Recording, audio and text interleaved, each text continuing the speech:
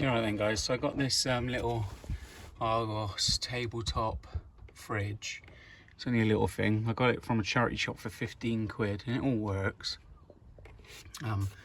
It's 60 watt, but this a little 300 watt inverter won't run this. So I've got what I've done is I've brought a 1000 watt inverter, which costs you 800 quid, but that's 115 quid with this, so I'm not too bad, and I can use the inverter on other things.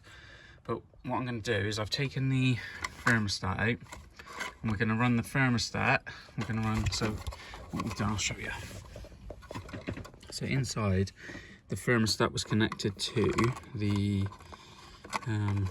live wire, so it basically broke the live. So they were connected onto there. When the thermostat was switched, it then switched live to the compressor. So what we're going to do is we're going to join those two back together, so that's a direct line to the compressor. That will then go to the inverter, and then these two, I'm going to run two wires from there to the inverter switch. Now on the Renogy, I'll show you which one we got. We've got the Renogy 1000, so we've got a 2000 and a 1000. Both of those come with these remote switches. So what I've done is I've took the back off of this one and I've wired two cables, or soldered two cables onto the back of the actual switch. So you can still manually switch it on or off if you want to, or these wires on the end of here will go, I'm going to put some crimp connectors on those now, and they will go to the actual thermostat. So when the thermostat turns on, that will send a signal to the inverter to turn on, and then that will turn obviously the fridge will go on.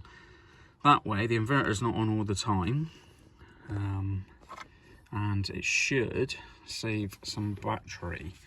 So I did a test with running this fridge on a 2000 watt inverter for 12 hours, and it used 20% of my battery. I've got a 100 ampere lithium battery, and that was overnight, so no solar coming in as well, because I wanted to see what it used. So it used 20%. So what I'm going to do now is rig this up. Same again, I'll put it on tonight when there's no solar generated, and we'll see how much we use. Hopefully a lot less than 20%, because otherwise it's probably not worth it with the cost of the inverter and that.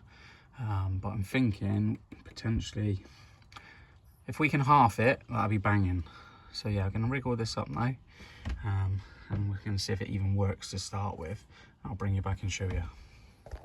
Okay, so I'll just show you this. So these are the two wires coming off the back of the remote.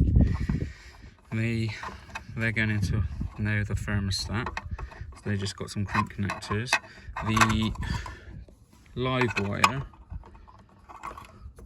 has now been joined up, so where it was on a switch, but where that went to the thermostat, I just used one of those little connectors there to join that up. So we'll get all this tidy back in there, put this back onto the actual fridge, and then we'll test it and see if it actually works.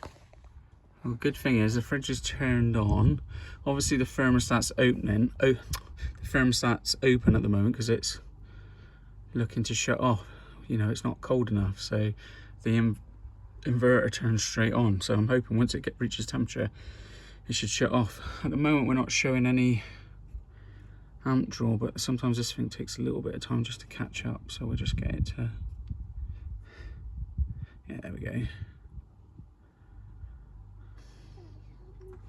So actually that's pulling 3.8 amps. Now we might have solar coming in, so what I'll do is I'll quickly turn the solar off, because when I had this on the 2000 watt, it was pulling over 5 amps. So let me turn the solar off, because I just don't want to see if that's causing, I just want to see what we're doing without solar. Yeah, there we go. I've pulled off the, turned off the solar, and we're pulling 5 amps. It just shows us 2 amps coming in from solar, so that's obviously going to help throughout the day. I just want to know what this is going to burn through the night. So the main thing at the moment, I'm just going to wait for that fridge to get to temperature, and then see if that inverter actually turns off completely. So no amp draw, so a waiting game. So I'll just show you what I'm hoping for. So basically I'm hoping for those lights to go out completely once the fridge has reached temperature. So once it's up to temperature, I'll bring you back and show you. There we go then. So I've just heard the actual fridge go off. There's no power to the actual inverter, so that's gone off. There's no lights on there either. When that's on, it obviously shows. So that's off at the moment. So if I flick that on, you could still use the inverter if you wanted to. If say I had an extension lead in there, go into some other bits, we could still use it. Not that we probably will do on this one, but you just never know, like little induction hob or something. So I'll flip that off. So now that light's gone off, but when the fridge is asking for power, this light will come on and then the inverter will kick on. And let's just go to the top. We are showing a draw still of 3 amps, but like I said, sometimes this just takes a little bit of time just to sort itself out. But there you go. So no current, so the fridge is to temperature and no current draw. We should at some point as well get some solar power, just charging that back up.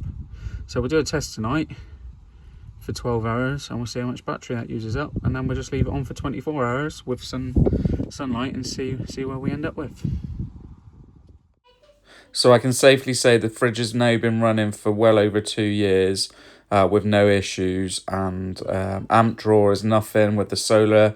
We've been out 7 nights, no issues, always maintaining 100% battery. So overall success.